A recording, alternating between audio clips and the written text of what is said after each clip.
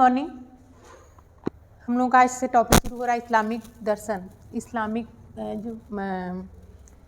क्या है, ट्रेडिशन, परंपरा। इसको इस्लामिक दर्शन भी कर सकते हैं और इस्लामिक क्या कहेंगे, ये मुस्लिम धर्म, रिलीजियन, ठीक है, परंपरा। हाँ, रिलीजियन भी कहेंगे। धर्म, इस्लाम धर्म हम धर्म और परंपरा से जोड़ते हैं, क्योंकि इस्लामिक जो शिक्षा हम पढ़ते हैं, इस्लाम धर्म की जो शिक्षा है उसमें धर्म की प्रमुखता रही है। अब थोड़ा सा इसके पीछे जाएंगे। इस्लाम दर्शन में, इस्लामिक धर्म और मुस्लिम धर्म और दर्शन में हमारी जो शुरू हुआ, यह हजरत मोहम्मद साहब के जन्म से, यानी कि हजरत मोहम्मद साहब द्वारा दिए गए शिक्षाओं से, उनके द्वारा दिए गए जो है कुरान शरीफ की आयतों से, इनका वहाँ से शिक्षा शुरू होता है, वहाँ से दर्शन शुरू होता है। ऐसे देखें तो इस्लामिक दर्शन, इस्लामिक धर्म को शुरू करने वाले कौन हैं? हजरत मोहम्मद साहब।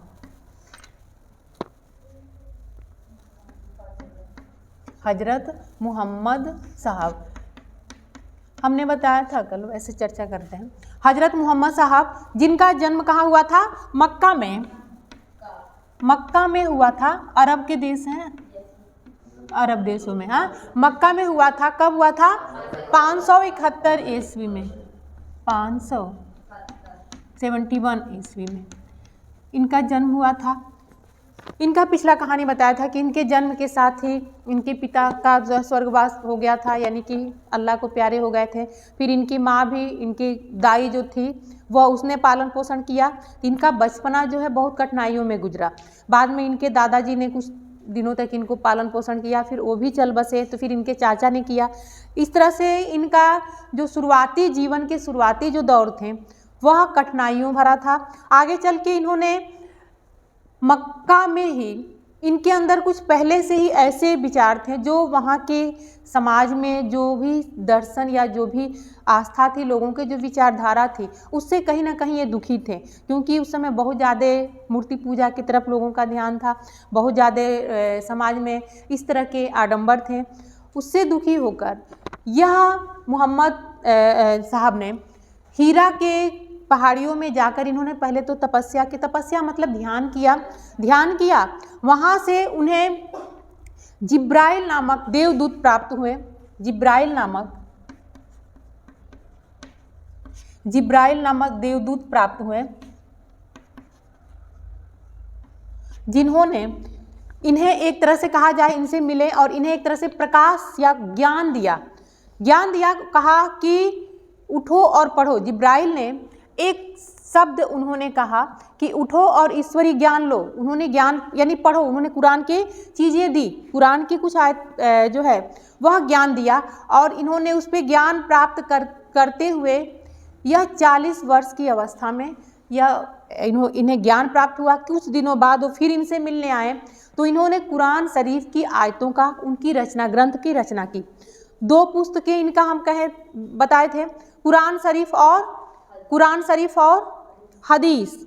कुरान शरीफ, तब से इन्होंने कुरान शरीफ एवं हदीस इन ग्रंथों की इन्होंने रचना की, और इसीलिए इसे कहा जाता है जो अल्लाह द्वारा दिए भेजे गए दूत ने इन्हें वो जो है ज्ञान दिया था। ठीक है, तो कुरान शरीफ की आयतों को क्या है, डायरेक्ट यानी कि सीधे अल्लाह द्वारा दिए गए ज्ञान इसमें संग्रहित हैं। ठीक है, यहाँ से इनकी जो है इन्हें ज्ञान प्राप्त हुआ, इनको ज्ञान प्राप्त हुआ।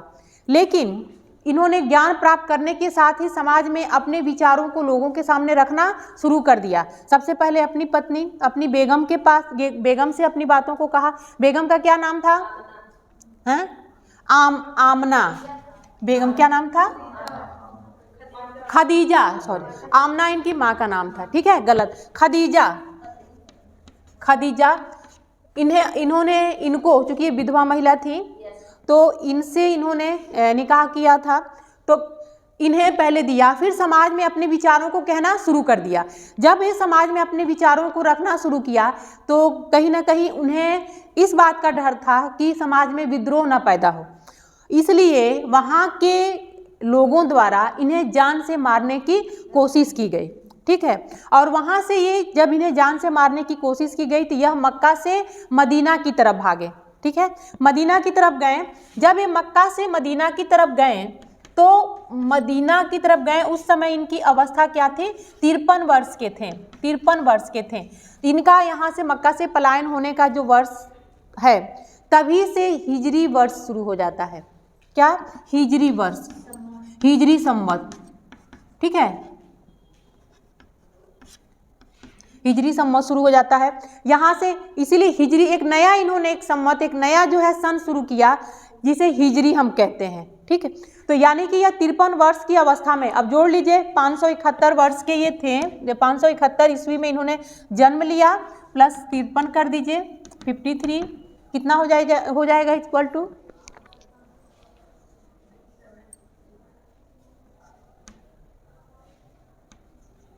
624 ईस्वी, ठीक है ना। इन्होंने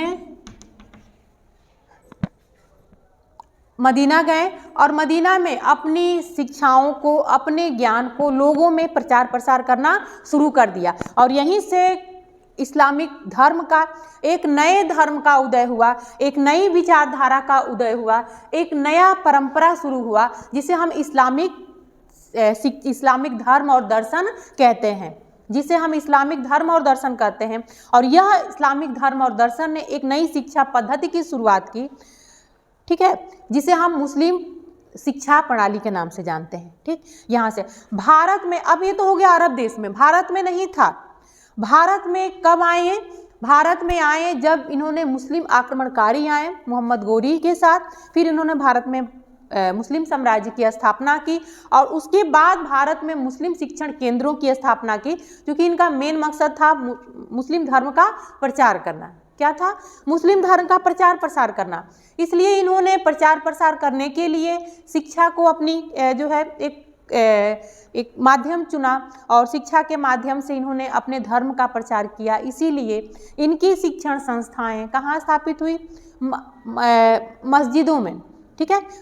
इनकी शिक्षण संस्थाएं, मदरसे जो कहाँ स्थापित हुई? मस्जिदों में, क्योंकि इनका मेन जो था धर्म का प्रचार प्रसार करना था। तो इस तरह इन्होंने वहीं से शिक्षण संस्थाएं खोले और भारत में मुगलों के आने के साथ ही भारत में इस धर्म का प्रचार प्रसार शुरू हुआ। हम विश्व की बात कर रहे हैं, विश्व में धर्म कब आया तो वह देखें तो हजरत मोहम्मद साहब के आने के साथ ये धर्म शुरू हुआ और इसी धर्म की देन है, हजरत मोहम्मद साहब की देन है कि हिजरी संवत की शुरुआत हुई और 624 ईस्वी में हिजरी संवत की शुरुआत की गई, तब से एक नया संवत शुरू हुआ, ठीक है। अब यहाँ तक, अब हम आगे चलते हैं कुरान शरीफ।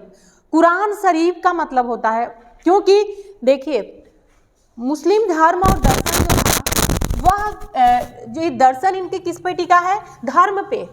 इनका धर्म में बहुत आस्था था, मुस्लिम धर्म में इनका आस्था था और इसी धर्म के साथ ही यह, तो कुरान शरीफ,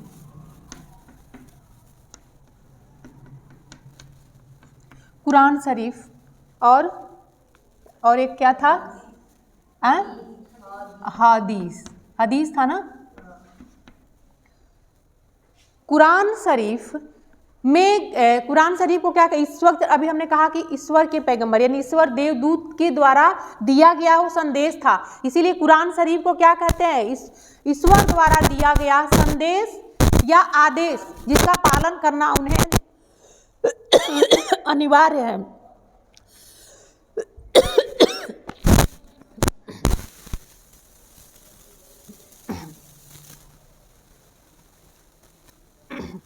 अनिवार्य था। तो इस तरह से कुरान शरीफ का संदेश क्या था?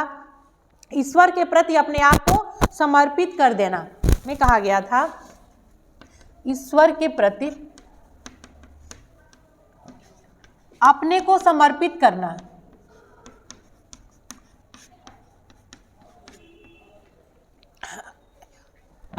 एक इनका जो मेन कुरान शरीफ की शिक्षाएं थी, इनकी जो इनके द्वारा दिए गए संदेश था। आगे हम चलते हैं। अब इस्लाम धर्म के मोहम्मद साहब के उपदेशों के ये तो हो गया उनका परिचय, इस्लाम धर्म का परिचय। अब मोहम्मद साहब के उपदेशों का क्या, इनमें इन्होंने जो 3 तत्व दिए हैं, इनका क्या उपदेश था, क्या शिक्षाएं थी, और तीनों तत्व में क्यों, क्योंकि हमें दर्शन पढ़ने हैं, ठीक है, इस्लामिक फिलॉसफी पढ़ने हैं हमें। तो फिलॉसफिकल हम बेस जब पढ़ रहे हैं, तो अब एजुकेशन सिस्टम से फिलॉसफी की तरफ चलते हैं कि इन्होंने दर्शन के बारे में, इनकी विचारधारा क्या थी, ठीक है। इस्लामिक जो है फिलॉसफी क्या कहती है तत्वों के बारे में, तत्व मीमांसा, ज्ञान मीमांसा और आचार्य मीमांसा के बारे में क्या कहती है, इन्होंने, इनका फिलॉसफी क्या है, इनका विचार क्या है, इनके प्रमुख सिद्धांत क्या हैं, अब ये देखते हैं, ठीक है। मोहम्मद साहब के, अब यहीं से हम सिद्धांत देखें अगर, तो सबसे पहली बात, मोहम्मद साहब कौन थे, ईश्वर के द्वारा, एक पैगंबर थे, उनके संदेशों को लोगों तक पहुंचाने वाले थे, ठीक है, उनके संदेशों को लोगों तक पहुंचाने वाले थे। तो यहाँ तक हजरत मोहम्मद साहब ने कहा था कि ईश्वर एक है, निराकार है, इसीलिए क्या किया था, इसका कोई आकार नहीं है, इसीलिए पहली बात है मूर्ति पूजा का खंडन किया था, ठीक है। अगर मूर्ति पूजा का कोई स्थान नहीं है, मूर्ति का कोई भगवान नहीं है, कोई स्वरूप नहीं है, ठीक, वो अल्लाह की इबादत करते हैं, अल्लाह का जो रोजा या नमाज पढ़ते हैं उसमें कहीं मूर्ति का पूजा नहीं करते, पहली बात। दूसरी बात, अल्लाह एक है, एकेश्वरवादी थे, एकेश्वरवादी की अल्लाह एक है, ना कोई है, ना राम है, ना रहीम है, ना ये है कृष्ण है, ना कोई नहीं, बस ईश्वर एक है, उसका एक ही है जिसका निराकार है, जिसका कोई आकार नहीं है, सर्वशक्तिमान है, उसी ने सृष्टि की रचना की, उसी ने सबको बनाया है, बस इनका ये विचार है। तो पहली बात एकेश्वरवादी है। दूसरी बात, ईश्वर क्या है, निराकार है, निराकार है, कोई आकार नहीं है, सर्वशक्तिमान है, उसी ने इस सृष्टि को बनाया है, ठीक है। तो क्या है, ये मूर्ति पूजा का खंडन करते हैं,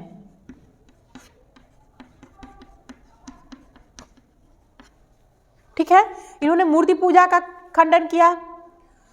ईश्वर ने सारी दुनिया को, सारी सृष्टि को बनाया है और उसी की रचना है कौन, मानव, हमें और आप सबको ईश्वर ने, अल्लाह ताला ने बनाया है। इनका कहना है ईश्वर द्वारा दिए गए संदेश क्या है, अब इनका कहना है कि ईश्वर ने जो भी संदेश दिए हैं, क्या संदेश दिए हैं, इनके 5 वही शिक्षाएं हैं, क्या हैं, जैसे उसको इन्होंने फर्ज कहा कि प्रत्येक मानव को, प्रत्येक व्यक्ति को इनके द्वारा दिए गए वो शिक्षाएं एक फर्ज है उनको पूरा करना। इस्लाम धर्म का मानना है कि प्रत्येक व्यक्ति को इनके द्वारा बताए गए उन 5 फर्जों को पूरा करना जरूरी है, और वही इनकी शिक्षाएं कह सकते हैं, इनके सिद्धांत कह सकते हैं, सिद्धांत कह सकते हैं या शिक्षाएं कह सकते हैं, ठीक। क्या है, पहले तो ईश्वर एक है, दूसरी बात वह निराकार सर्वशक्तिमान है, तीसरी बात उसी ने विरोध किया, उसी ने पूरी सृष्टि की रचना की है, हम सबको वही बनाया है, चौथी बात प्रत्येक व्यक्ति का बनाया है, तो ईश्वर ने 5 फर्ज हमें बताए हैं, कुछ फर्ज बताए हैं जिन्हें पूरा करना प्रत्येक व्यक्ति का धर्म है, वह फर्ज है, ठीक है। तो 5 फर्ज कौन से हैं,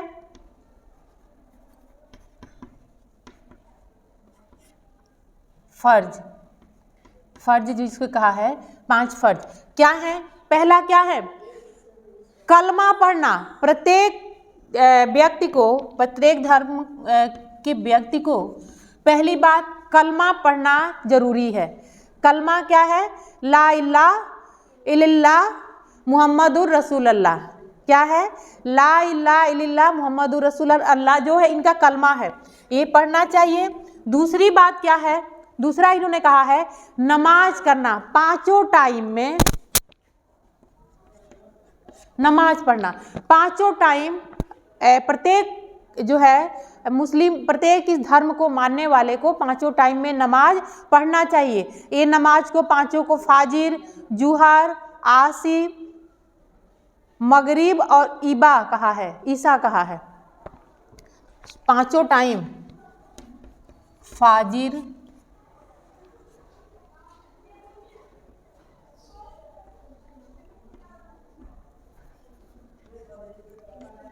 फाजिर, फाजिर पहले जो सुबह में करें, यानी कि पांचों टाइम के नमाज का इन्होंने नाम दिया है। दूसरा जुहर, जुहर, जुहर, असीर, असीर, फाजिर, जुहर, असीर, मगरिब और ईशा।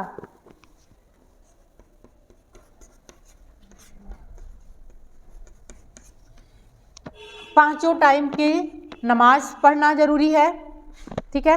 तीसरा इन्होंने कहा जकात, जकात, जकात, जकात मतलब क्या होता है? दान देना। कहा है? दान, कर्ज नहीं, दान, दान देना। कहा है कि अपने कमाई का 2.5%, कितना? 2.5% कम से कम प्रतिशत दान में दीजिए।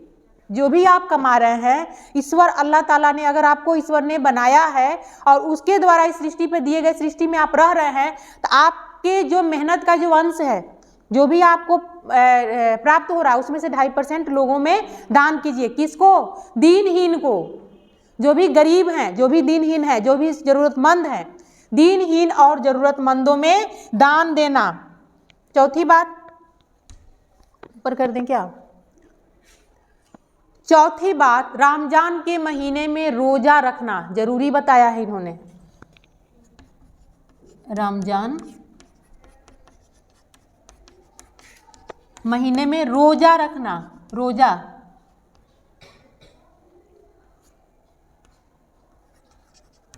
रोजा मतलब समझते हैं ना? हाँ, व्रत रखना, व्रत रहना, उसके नियमों का पालन करना। और पांचवा इन्होंने कहा है कि अपने जीवन काल में प्रत्येक मुस्लिम को एक बार हज की यात्रा जरूर करनी चाहिए। कहाँ पे? हज की यात्रा। पांचवा इन्होंने क्या कहा है? हज की यात्रा। प्रत्येक मुस्लिम धर्म को मानने वाले व्यक्ति को अपने जीवन काल में कम से कम एक बार हज की यात्रा, हज का मक्का मदीना, हज की यात्रा करने जरूर जाना चाहिए। ये 5 फर्ज इन्होंने बताया है, ठीक है। ये हो गया इसका मुस्लिम जो इनके जीवन, इनके जो शिक्षाएं हैं। अब ये शिक्षाएं व सिद्धांत हैं, ठीक, समझ में यहाँ तक आया? अब इनके तीनों तत्वों की बात हम करते हैं। हटा दें बच्चों, तीनों तत्वों की बात करते हैं। वैसे आपने इसको टॉपिक को पढ़ा हुआ है दूसरे पेपर में, लेकिन इसीलिए हम शिक्षण संस्थानों की बात बताते जाएंगे। वैसे आप लोग जान भी रहे हैं। अब ये शिक्षाएं या सिद्धांत भी उसी पर टिका है, इनका उसी पर आधारित है। मूल तत्व क्या है?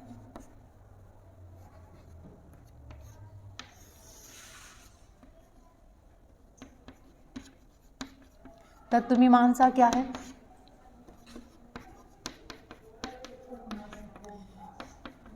ज्ञान मीमांसा और मूल्य मीमांसा या आचार्य मीमांसा।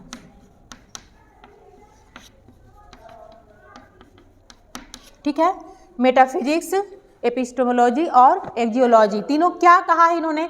अब इनकी बात समझते हैं। अभी एक बात अभी हमने पढ़ा ना इनकी शिक्षाओं में कि ईश्वर एक है। पहली बात, ये बस सबको एक ही मानते हैं, एक ईश्वर। पहली बात क्या है इनका? ईश्वर एक है, वही सर्वशक्तिमान है, वही सर्वज्ञाता है, वही उसी ने सृष्टि की रचना की है सब। और वही क्या है? निराकार है, उसका कोई आकार नहीं है। ठीक है, निराकार, उसका कोई आकार नहीं है। सर्वशक्तिमान,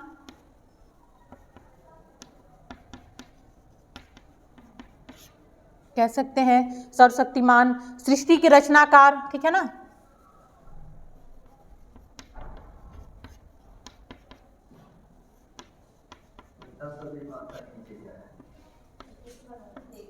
एकेश्वरवादी तत्व मीमांसा कहता है इनका तत्व ने कि एक ही तत्व है सृष्टि का, जिसने इस सृष्टि की रचना की है, इसने संपूर्ण जगत को बनाया है, हम सभी को वही बनाया है, इनका कहना है। इनकी एक बात और आती है, सभी जीव को, जीव आत्मा जिसके कह सकते हैं, सभी जीव को, सभी आत्मा को किसने बनाया है? अल्लाह ने बनाया है, ईश्वर ने बनाया है। ठीक है, वही उसी के हम बनाए गए क्या है? जीव हैं, आत्मा है, हमें निर्माण वही किया है। इनका एक चीज और मानना है कि प्रत्येक, हम तो मानव जीव हैं, जीव जी रहे हैं, इसलिए जीवन का इनका लक्ष्य क्या है? सांसारिक ऐश्वर्य को प्राप्त करना। जो हम जीवन जी रहे हैं उसमें भौतिक ऐश्वर्य को प्राप्त करें, आध्यात्मिक शिक्षा करें, उनके फर्ज को निभाएं, और साथ में जीवन का हमारा उद्देश्य क्या है? भौतिक सुख सुविधाओं से युक्त होना, इनका मानना है। ठीक है, दूसरी बात इनको एक बात आती है, यह कहते हैं कि जीवन तब से हमारा शुरू होता है जब हम मृत्यु को प्राप्त होते हैं और कब्र में जाते हैं। जब मृत्यु को प्राप्त होते हैं और कब्र में जाते हैं तो वहां से एक नए जीवन की शुरुआत होती है, जिसे बरजरख कहा है, बरजरख कहा है। वहां से जीवन की शुरू, वहां से असली जीवन की शुरुआत है। और वही जो व्यक्ति जैसे कर्म करता है वैसे वो कयामत के दिन कहे हैं उसको, जो हम लास्ट में जब हम कब्र में जाते हैं तो उसको इन्होंने कयामत के दिन कहा है। वहां से जीव या तो स्वर्ग जाएगा जिसे बहिष्ठ कहा है, बहिष्ठ, या तो नर्क जाएगा जिससे दोजख कहा है, दोजख। ठीक है, या तो स्वर्ग जाएगा, यानी कि असली जीवन की शुरुआत कहाँ से होती है? जब व्यक्ति कब्र में जाता है, जब हम कयामत के दिन जाते हैं, यानी कयामत हमारी हो जाती है। और दूसरी कयामत से कयामत मत समझिएगा आप लोग, यहाँ इनका कयामत का मतलब है कि जब अल्लाह के पास हमें जाना होता है। ठीक है, हाँ, तो लास्ट जीवन वहीं से हमारा, ये तो भौतिक जीवन है, वहां से जीवन शुरू होता है, जिसको इन्होंने बरजरख कहा है, बरजरख। कब से कहा है?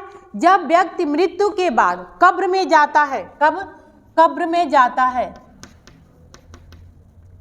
तो यहां से क्या होता है? कयामत के दिन शुरू होते हैं।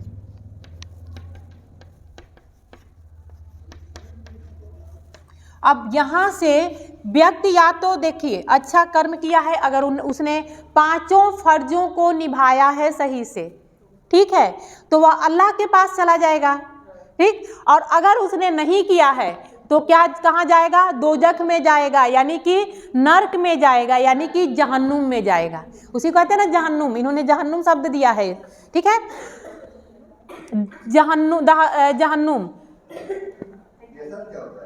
है?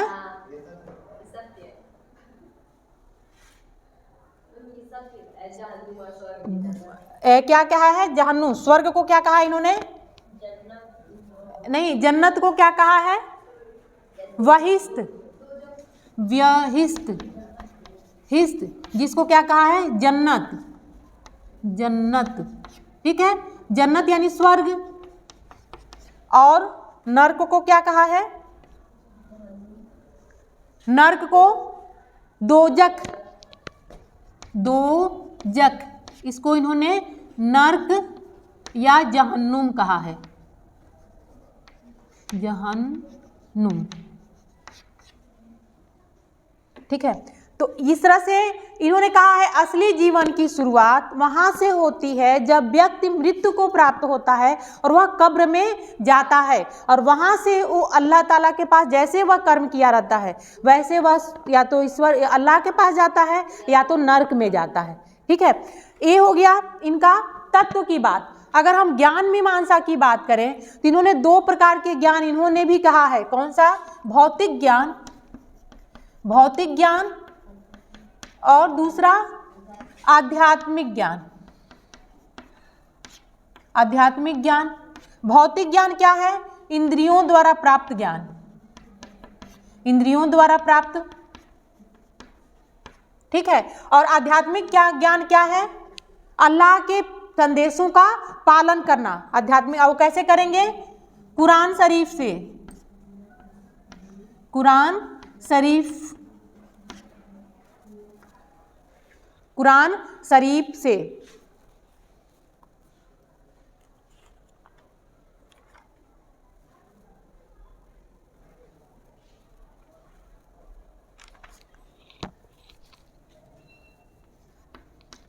कुरान शरीफ एवं हदीस से। ये पुस्तकें हैं जिससे आध्यात्मिक ज्ञान हमें प्राप्त होंगी और इंद्रियों का प्रशिक्षण भौतिक, और इनका कहा है जीवन का इसमें जो है लक्ष्य क्या है, इनका उद्देश्य क्या है, शिक्षा का सुख सुविधाओं को प्राप्त करना, ऐश्वर्य की प्राप्ति। ठीक है, तो इस तरह से दो, भौतिक ज्ञान और आध्यात्मिक ज्ञान, इन्होंने भी दो तरह के ज्ञान बताए हैं। भौतिक ज्ञान हमें भौतिक जीवन सुखमय जीने के लिए, भौतिक जीवन सुखमय जीवन जीने के लिए, ऐश्वर्य के साथ जीने के लिए भौतिक ज्ञान जरूरी है। और आध्यात्मिक क्या ज्ञान किस लिए जरूरी है? असली जीवन की शुरुआत के लिए। असली जीवन की शुरुआत कहाँ से होती है? कब्र से। ठीक है, यह ज्ञान जब हम प्राप्त करेंगे उसमें 5 फर्जों को निभाना, कुरान शरीफ की जो है उसके आदेशों को मानना, हदीस के इनके ग्रंथों के अनुसार चलना, उनके फर्जों को निभाना। इसीलिए इन्होंने शिक्षा में क्या किया है? शिक्षा में इन्होंने 5 ये जो शिक्षाएं हैं, माने शिक्षा अगर आप प्राप्त कर रहे हैं तो उसमें इनके 5 फर्जों को भी निभाना जरूरी है। इसलिए धर्म और दर्शन इनका कहा गया है, शिक्षा और धर्म दोनों साथ साथ चलते हैं। ठीक, ये हो गया। अब इसके साधन इन्होंने 3 प्रकार बताए हैं। साधन, इसको मिटा दें क्या, इसको हटा दें। साधन इन्होंने 3 प्रकार बताए हैं।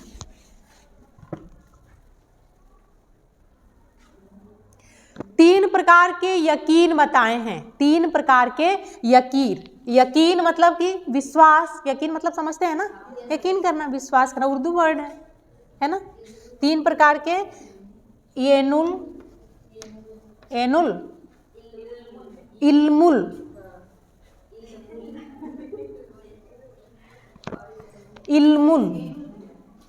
इल्मुल यकीन,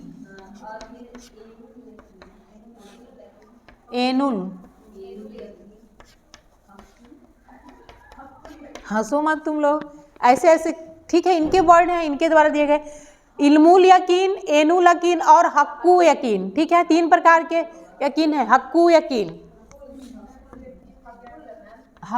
हक्कुल, ठीक है, यकीन। यकीन मतलब विश्वास।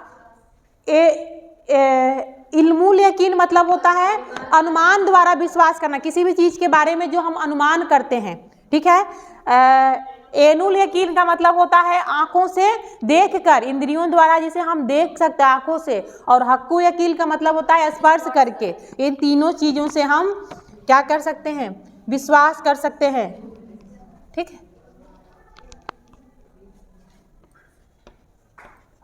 3 विधियां कह सकते हैं, अनुमान द्वारा, आंखों द्वारा और स्पर्श द्वारा। ये तीनों साधन है किसके? इस ज्ञान को प्राप्त करने के 3 साधन बताए गए हैं। ठीक है, इन्होंने क्या कहा?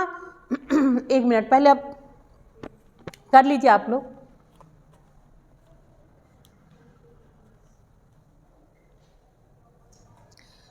इनके आचार मीमांसा क्या है, मूल्य मीमांसा क्या है? भाईचारे के साथ, शांति के साथ रहें और ईश्वर द्वारा दिए गए, माने कुरान शरीफ कहता है ना कि अपने को समर्पित कर दें, तो अल्लाह को समर्पित कर दें।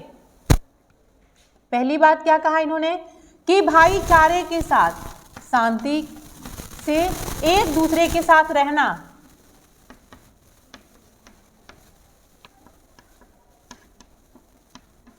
और दूसरी बात क्या कहते हैं? कि अपने को अल्लाह को समर्पित करना।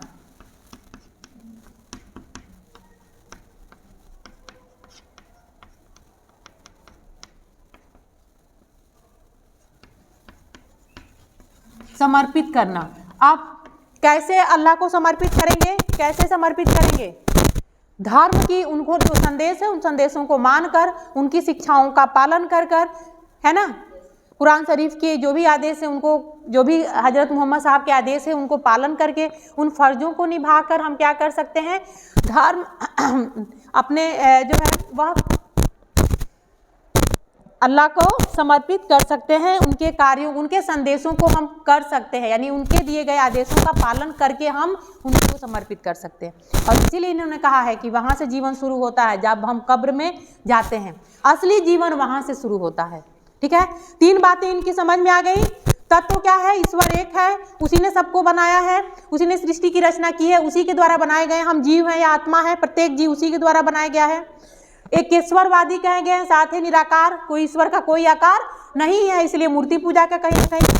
असली जीवन तब शुरू होता है जब व्यक्ति कब्र में जाता है, जिसको इन्होंने बर्ज़ख कहा है, जहाँ से उसका असली जीवन शुरू होता है, और वो अपने जो कर्मों के अनुसार वहाँ से वह या तो जहन्नुम में जाता है या तो स्वर्ग में जाता है, जन्नत में जाता है। वहीं से उसको या जन्नत मिलती है या तो जहन्नुम मिलती है। ठीक है, इसके ज्ञान, दो ज्ञान बताए इन्होंने, भौतिक ज्ञान और आध्यात्मिक ज्ञान। भौतिक ज्ञान जो इंद्रियों द्वारा प्राप्त होता है, और आध्यात्मिक ज्ञान कुरान शरीफ के द्वारा, पैगंबर द्वारा दिए गए आदेशों का पालन करना। दोनों के लिए 3 साधन बताए हैं, जिसमें इल्मुल यकीन, जिसमें यकीन यानी 3 तरह के यकीन है। पहला अनुमान द्वारा, दूसरा जिसको आंखों से हम देख कर करते हैं, और तीसरा स्पर्श कर कर उसके हम प्रमाण जानते हैं कि क्या सत्य और असत्य के बारे में जानते हैं। 3 इसके साधन हो गए। मूल्य आचार मीमांसा क्या है? हम सब एक साथ रहें, प्रेम से रहें, भाईचारे के साथ रहें। दूसरी बात कि अल्लाह द्वारा दिए गए संदेशों का पालन करें, उनके द्वारा आदेशों का जो हम पालन करें, उसी पे चले, उनके द्वारा दिए गए मार्ग, बताए गए मार्ग पे चलना। ठीक, यहाँ तक क्लियर हो गया? अब हम आगे बढ़ते हैं।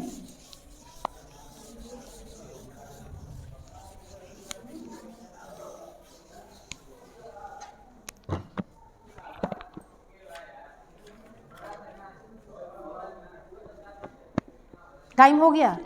ओके, आज के लिए इतना ही। चलिए फिर अगले क्लास में मिलते हैं। थैंक यू बच्चों।